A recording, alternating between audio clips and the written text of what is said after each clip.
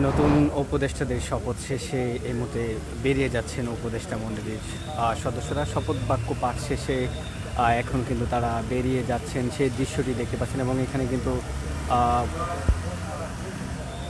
উপদেষ্টা যারা রয়েছেন এবং প্রধান উপদেষ্টা ডক্টর মোহাম্মদ ইউনূস তিনিও কিন্তু রয়েছেন, অর্থাৎ তারা কিন্তু এরকমভাবে পর্যায়ক্রমে বেরিয়ে গিয়েছেন। যেমনটা দেখতে পাচ্ছেন যে উপদেষ্টা মণ্ডলীর সদস্যরা ইতিমধ্যে তারা কিন্তু বঙ্গভবন থেকে চলে গিয়েছেন এবং কিছুক্ষণ আগে কিন্তু তিন বাহিনীর যারা প্রধান রয়েছেন তারা বেরিয়ে গিয়েছেন। এবং সব কিছু মিলিয়ে এখনকার যেই পরিস্থিতি, বঙ্গভবন থেকে আজকে নতুন করে 4 জন শপথ নিয়েছেন এবং এর আগে কিন্তু 17 জন উপদেষ্টা যারা ছিলেন তারা কিন্তু শপথ নিয়েছিলেন। অর্থাৎ নতুন করে উপদেষ্টা সদস্য কিন্তু এখন হয়েছে 21 জন। জানিয়ে রাখি যে প্রধান উপদেষ্টা ডক্টর মোহাম্মদ ইউনূস তিনি এখানে উপস্থিত ছিলেন এবং আজকে যেই শপথ হয়েছে নতুন 4 জন,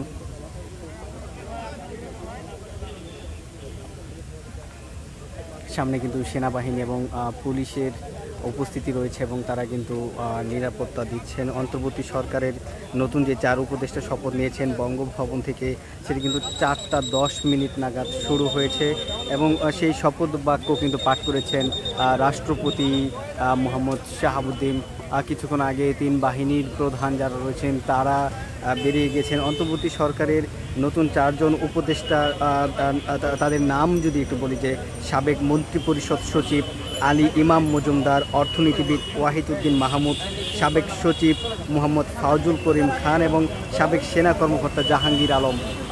এই 4 জন কিন্তু নতুন করে আজকে শপথ নিয়েছেন। এবং আগে আপনারা জানেন যে 5 আগস্ট শিক্ষার্থীদের যে জনতার যে গণ অভ্যুত্থান, সেখানে কিন্তু পদত্যাগ করতে বাধ্য হয়েছিল শেখ হাসিনা এবং তিনি কিন্তু দেশ ছেড়ে চলে যান। তার পরবর্তী সময়ে কিন্তু 6 আগস্ট কিন্তু অর্থাৎ মন্ত্রিপরিষদ বিভাগ এগুলো কিন্তু বিলুপ্তি ঘোষণা করা হয় এবং পরবর্তীতে প্রধান উপদেষ্টা ডক্টর মোহাম্মদ ইউনূস তাকে প্রধান উপদেষ্টা বানিয়ে কিন্তু নতুন করে 17 জনের যেই উপদেষ্টার নাম সেটি কিন্তু প্রকাশ করা হয়। এবং এর পরবর্তী সময়ে আজকে নতুন করে 4 জন উপদেষ্টা বঙ্গভবনে শপথ নিয়েছেন। এই নিয়ে মূলত 21 জনের যে সংখ্যা উপদেষ্টার মণ্ডলীর যে সদস্য সেটি কিন্তু আসলে রয়েছে। এবং সামনেই দেখতে পাচ্ছেন যে সেনাবাহিনী, পুলিশ তারা কিন্তু এখানে নিরাপত্তার দায়িত্বে রয়েছেন এবং পর্যায়ক্রমে তাদের যে গাড়িগুলো রয়েছে বঙ্গভবন থেকে, সেই গাড়িগুলো কিন্তু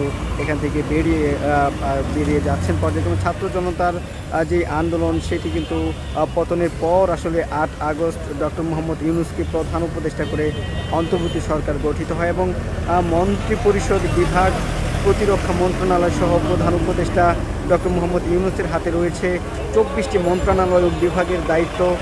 আরেকটা বিষয় জানিয়ে রাখি যে যারা আসলে বৈষম্য বিরোধী ছাত্র আন্দোলনের নেতৃত্ব দিয়েছেন আসিফ মাহমুদ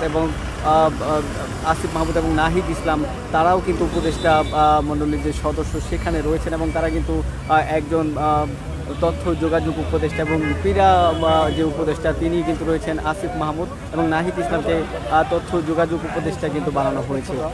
আজকে বেলা 4টা নাগাদ তাদের এখানে শপথ গ্রহণের কথা থাকলেও 4:10 কিন্তু মোহাম্মদ আমাদের অর্থাৎ বাংলাদেশের রাষ্ট্রপতি যিনি রয়েছেন মোহাম্মদ শাহাবুদ্দিন, তিনি কিন্তু শপথ বাক্য পাঠ করিয়েছেন এবং পাঠ শেষে উপদেষ্টা মণ্ডলীর সদস্য তারা কিন্তু বেরিয়ে গিয়েছেন এই বঙ্গভবন থেকে এবং সেই দৃশ্যটি কিন্তু দেখতে পাচ্ছেন।